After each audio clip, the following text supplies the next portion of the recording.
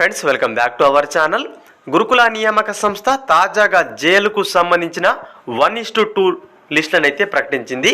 దానికంటే ముందే డిఎల్కు సంబంధించిన 1:2 లిస్ట్ కూడా అనౌన్స్ చేసింది.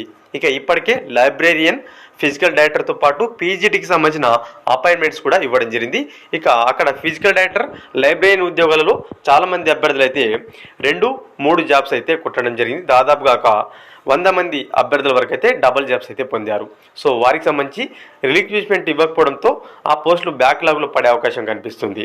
అదేవిధంగా తాజాగా మనకు జేఎల్ లిస్టు రావడంతో పీజీటీ తెలుగుకు సెలెక్ట్ అయి తెలుగు జేఎల్కు సెలెక్ట్ అయిన అభ్యర్థులు దాదాపుగా 150 మంది ఉన్నట్లు మనకు తెలుస్తుంది. మీరు స్క్రీన్ పైన చూడవచ్చు. ఇదే ఆ లిస్ట్ అనమాట. పీజీటీ 1:1 సెలెక్ట్ అయి ఉన్నారు. పీజీటీ తెలుగుకు సెలెక్ట్ అయి ఉన్నారు ఆల్రెడీ 1:1లో. అదేవిధంగా జేఎల్ తెలుగుకు 150 మంది మళ్ళీ సెలెక్ట్ అయ్యారు పీజీటీలో సెలెక్ట్ అయ్యి కూడా.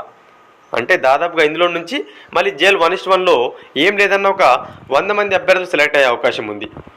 అదేవిధంగా పీజీటీకి సెలెక్ట్ అయ్యి మళ్ళీ డిఎల్ సెలెక్ట్ అయిన వాళ్ళు కూడా చాలామంది ఉన్నారు. ఒక 30-40 మెంబర్స్ వరకు ఉన్నట్టు తెలుస్తుంది. సో అక్కడ మనకు ఒక 50% వేసుకున్నా కూడా మళ్ళీ అక్కడ వెళ్ళిపోయే అవకాశం ఉంటుంది 1:1లో. అంటే ఓన్లీ ఒక తెలుగు సబ్జెక్ట్లో తీసుకుంటే 100 మంది వరకు అభ్యర్థులు మనకు ముందుకెళ్ళే అవకాశం ఉంది. అంటే పీజీటీ వదిలి జేఎల్కి వెళ్ళే అవకాశం ఉంది. దాంతో ఆ 100 పోస్టులు బ్యాక్లాగ్ పడే అవకాశం అనేది ఇక్కడ ఏర్పడుతుంది.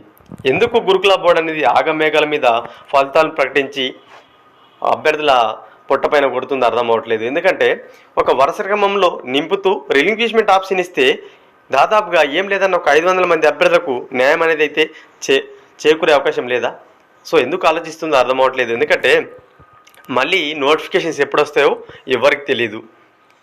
ఒక అభ్యర్థి 2 పోస్టులకు ఎన్నికైతే తీసుకునేది మాత్రం ఒక పోస్ట్ మాత్రమే. 2 జాబులు అయితే ఎట్ ఏ టైం చేయలేడు కదా.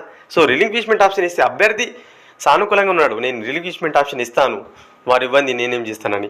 కానీ టీఆర్ఏఆర్బి మాత్రం మొండిగా వెళ్తుంది. సో ఇది ప్రస్తుతం అయితే గురుకుల నియామక సంస్థ వ్యవహరిస్తున్న తీరు. దీనిపైన అభ్యర్థులు చాలా నష్టపోతున్నారు. తొందరగా గురుకుల నియామక సంస్థ కానీ ప్రభుత్వం కానీ ఈ రిలింక్విష్మెంట్ ఆప్షన్ పైన నిర్ణయం తీసుకుంటే ఎంతోమంది అభ్యర్థుల జీవితాల్లో వెలుగు నింపిన వారు అవుతారు. సో అభ్యర్థులు కూడా అదే కోరుతున్నారు.